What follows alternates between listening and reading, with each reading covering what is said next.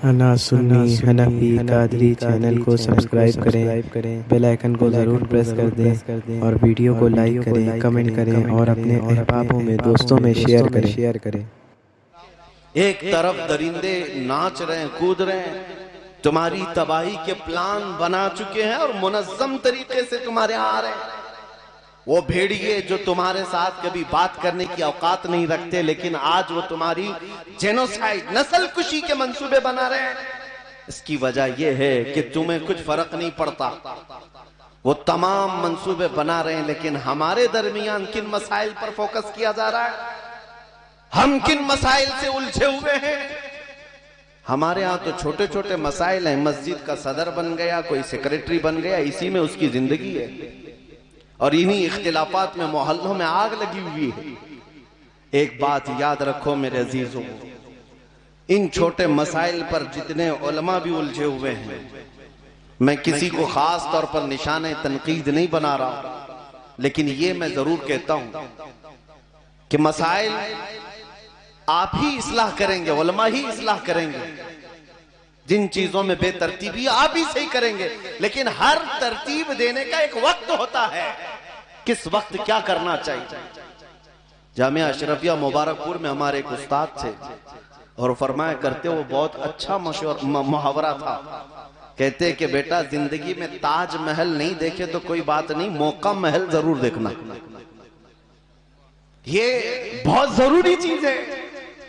اور آدمی بے موقع بے محل کی کسی بھی چیز پر اپنی زندگی اور اپنی انرجی خرچہ کرتا رہ جائے تو ایسے شخص کو بے سود کہا جاتا ہے، بے فائدہ کہا جاتا ہے۔ مجھے بتاؤ آج ہم لوگوں کو کس چیز کے لیے ماتھا جوڑ کر بیٹھنا چاہیے؟ یہ موب لنچنگ کے متعلق یا ہماری بچیوں کے مرتد ہونے کے خلاف؟ ہمیں ان مسائل سے یہاں ہندوستان میں ہم جوجھ رہے ہیں، اور آپ کو پتہ ہے باضابطہ آئی ٹی سیل بنا کر کے گنڈے خریدے ہوئے مسلمان لڑکیوں کے متعلق ایک ایپ بناتے ہیں، اور اس میں مسلمان بچیوں کے نام اور اس کے ساتھ ان کے ریٹ لگائے جاتے ہیں کہ فلاں عورت کا یہ ریٹ ہے، فلاں عورت کا یہ ریٹ ہے۔ یہ سب یہ ایپ ڈال کر کے تمہاری ذلت نہیں ہے تو اور کیا ہے؟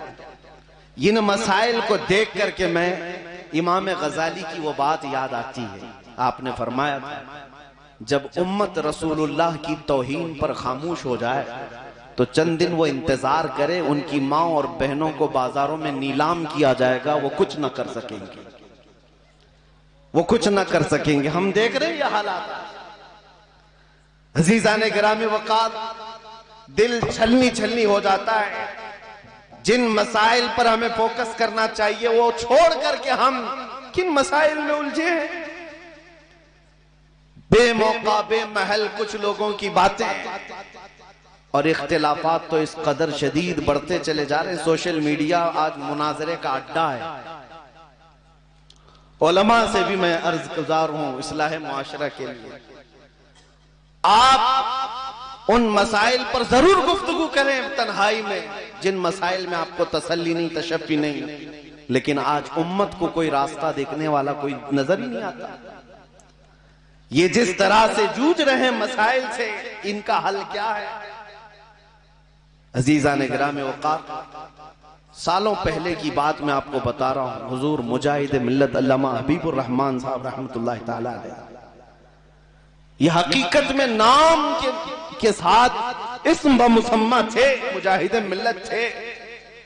ان کے دور میں جب یہ ظلم بڑھتا جا رہا تھا اور ایمرجنسی کے حالات بھی آئے تھے، اس وقت انہوں نے یہ فرمایا کہ میں امت کو دیکھ رہا ہوں اس قدر حالات میں پریشان ہے، اور ان کے لیے ایک جگہ بیٹھنے کو بھی ہمارے پاس فرصت نہیں رہ گئی۔ اس زمانے کی بات کر تو کہتے ہیں کہ میں چاہتا ہوں کہ اکیلا چلا جاؤں صدر جمہوریہ کے پاس، یا باہر بیٹھ کر کے میں دھرنا دے دوں اکیلا۔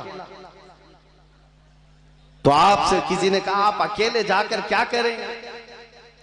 کہا کہ وہاں جا کر کے کہوں گا کہ آج تو ہماری حالت یہی ہے کہ ساتھی ساتھی کہہ کے پکاروں، ساتھی ہو تو جواب آئے، پھر جھنجلا کر سر دے پٹ کھونچر لے مولا والی ہے۔ آج انہی حالات کے ہم شکار ہو گئے ہیں عزیزان گرام وقار۔ میں آپ کو جھنجھوڑتے ہوئے اس بات کا سوال کرتا ہوں، تم اس رسول پاک کی امت ہو جس رسول پاک کی امت کے لیے قرآن کہتا ہے کنتم خیر امت اخرجت للناس، تم انسانوں میں سب سے بہترین امت ہو، سب سے بہترین امت ہو۔ یہ لقب کسی اور نے نہیں دیا، تمہارے خالق نے دیا ہے تمہیں، تمہارے رب نے تمہیں یہ لقب دیا، تم سب سے بہترین امت ہو۔ لیکن دنیا تو آج ہمیں سب سے برا کہہ رہی ہے۔ اس کی وجہ کیا ہے؟ رحمان نے ہمیں جو سب سے اچھی امت کہا، اس کی وجہ کیا تھی؟ تأمرون بالمعروف، تم لوگوں کو اچھائی کی بات کرتے ہو، وتنہون عن المنکر، برائیاں دیکھتے ہو تو روک دیتے ہو، وتؤمنون باللہ، اور اللہ پر غیب سے ایمان لاتے ہو، بنا دیکھے اللہ پر ایمان لاتے ہو۔ یہ تین عادتیں تمہارے اندر ہیں، اس لیے تم سب سے بہترین امت ہو۔ اب آپ اپنے گریبان میں جھانک کر دیکھیں، کیا وہ تین عادتیں اب بھی میرے اندر ہیں یا نہیں؟ میرا مولا تو فرما رہا ہے تم سب سے بہترین امت ہو، کنتم خیر امت اخرجت للناس۔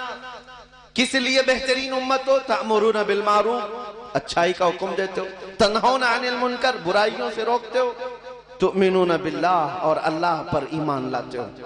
کیا یہ تینوں چیزیں ہیں تمہارے اندر آج یا نہیں؟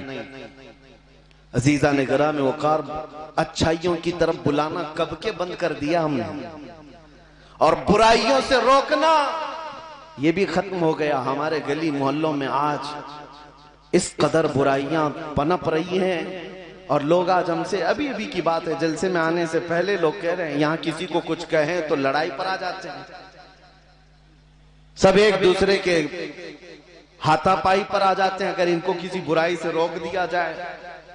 اب آپ کو میں بتا دیتا ہوں، اگر برائیوں کو دیکھ کر خاموش بیٹھے رہ گئے تو تباہی آئے گی، عذاب آئے گا۔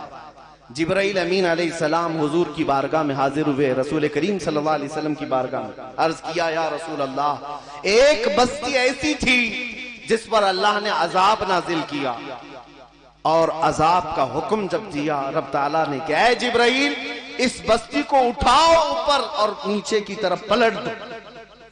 جبرائیل امین کہتے ہیں میں نے اللہ کی بارگاہ میں عرض کیا، اے مولا اس پوری بستی میں تیرا ایک نیک بندہ بھی ہے، اس نے کوئی گناہ نہیں کیا، وہ ہمہ وقت تیری عبادت میں رہتا ہے۔ ہیں بستی والے بہت گنہگار، سب برائیوں میں مبتلا ہیں، لیکن وہ نیک بندہ بھی تو ہے اس بستی میں، اس کا کیا کریں؟ رب تعالیٰ کا حکم ہوا ہے جبرائیل اس کو بھی اسی عذاب میں گرفتار کرو۔ ہے نیک بندہ، عبادت گزار، لیکن جب بستی پر عذاب آ رہا ہے تو وہ بھی اس عذاب میں ہوگا۔ جبرائیل امین کہتے ہیں اللہ کے جلال کے آگے وجہ پوچھنے کی ہمت نہیں ہوئی، اس کا قصور کیا ہے؟ لیکن اللہ کا حکم تھا، عذاب آیا، بستی تہس نہس ہو گئی، ختم ہو گئی، اس کا نشان بھی ختم کر دیا گیا۔ سالہ سال بیت گئے تو جبرائیل امین عرض کرتے ہیں میں نے رب العالمین سے عرض کیا، مولا اس ایک بندے کا کیا جرم تھا؟ وہ تو تیرا نیکوکار بندہ تھا، وہ تو تیرا عبادت گزار بندہ تھا، وہ اگرچہ برے لوگوں کی بستی میں رہتا تھا، اس کا کیا قصور ہے؟ رب تعالیٰ نے فرمایا جبرائیل وہ نیک تو تھا، پرہیزگار تھا، لیکن اس کی آنکھوں کے سامنے برائیاں ہوتی تھی، وہ روزانہ دیکھتا تھا اور خاموش رہتا تھا، لہذا برائیاں دیکھ کر خاموش رہنے والے کا بھی وہی انجام ہے جو برائی کرنے والے کا انجام ہے۔ تنہون عن المنکر پہ اگر عمل کرنا چھوڑ دیا تو اور ایک خسارہ میں آپ کو بتاتا ہوں۔ بہت سارے لوگ آ کر کے ہم سے یہ کہہ رہے میں بڑی دور سے آیا ہوں میاں، آپ کے اس بھرگین میں آ کر میں آپ کو تنبیہ کروں کہ ڈی جے نہ بجاؤ، آپ کے ہاں میں آ کر کے یہ کہوں کہ شادیوں میں ناچ گانے نہ کرو، تم بھی تو مسلمان ہو، فریضہ تمہارے اوپر بھی ہے اصلاح کرنے کا، صرف مولویوں کے اوپر نہیں، صرف خطیبوں کے اوپر نہیں ہے، اصلاح معاشرے کی اصلاح کرنے کا فریضہ ہر مومن کا ہے، ہر مسلمان کا ہے۔ آپ کسے ہو سکے تو اصلاح کرو، لیکن اس کے بھی طریقے میرے آقا نے فرمائے۔ آپ کس کیٹیگری میں آتے ہیں اپنے آپ کو ابھی شمار کر کے دیکھ لینا۔ میں 3 کیٹیگری گناتا ہوں۔ نبی پاک صلی اللہ علیہ وسلم نے فرمایا من رأى منكم منكرا فليغيره بيده ومن لم يستطع فبلسانه ومن لم يستطع فبقلبه وذلك اضعف الایمان او كما قال رسول اللہ صلی اللہ علیہ وسلم. نبی پاک صلی اللہ علیہ وسلم فرماتے ہیں جس نے کوئی برائی کو دیکھا، بے حیائی کو دیکھا، تو اسے چاہیے کہ ہاتھ سے روکے. ہاتھ سے نہیں روک سکتا تو زبان سے روکے، اور زبان سے نہیں روک سکتا تو دل میں برا جانے. اور حضور فرماتے ہیں یہ دل میں برا جاننا ایمان کا سب سے کمزور حصہ ہے، اور میرے خیال سے اب سب کے پاس وہی حصہ رہ گیا. اس سے ایمان کو بھی ناپ سکتے ہو آج ہمارے اندر ایمان کتنا ہے.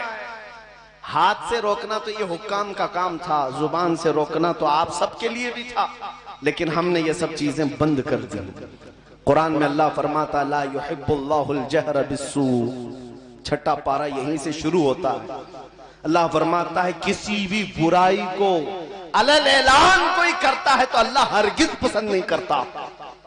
آج حالات یہ ہیں، یہ اس آیت کے تحت مفسرین فرماتے ہیں وہ لوگ عذاب خداوندی میں گرفتار ہوں گے جو تنہائی میں گناہ کرتے ہیں اور دن میں آ کر دوستوں کے سامنے ٹھٹا مار کر اس برائی کا بیان بھی کرتے ہیں. اس آیت کی تفسیر میں مفسرین فرماتے ہیں وہ لوگ ہیں ان کو اللہ کا عذاب آئے گا، رات میں کیے ہوئے گناہ کا ذکر کرتے ہیں ٹھٹا مار مار کر کے. نوجوانوں کے ہاں یہ فیشن بنتا چلا جا رہا ہے، میں نے اس لڑکی کو چھیڑا ہے، اس نے اس لڑکی کو چھیڑا ہے. اس بے حیائی کا ذکر تم چار لوگوں میں کرتے ہو. ایک تو گناہ کیا، اس کے بعد پھر اظہار گناہ کیا، اور اس پر اللہ تبارک و تعالیٰ کا غضب ہے، اللہ کا غضب ہے. عزیزان گرامی وقار، اس امت کا اگر یہ فریضہ ختم ہو گیا تو پھر اس امت کا جو حسن تھا خیر امت کہلانے کا وہ بھی ختم ہو جائے گا. خیر امت کا لقب آپ کو جو دیا گیا ہے وہ اسی وجہ سے دیا گیا ہے کہ تم اچھائیوں کی بات کرتے ہو. دعوت تو دینا بند کیا لیکن کم سے کم برائیوں سے تو روکو.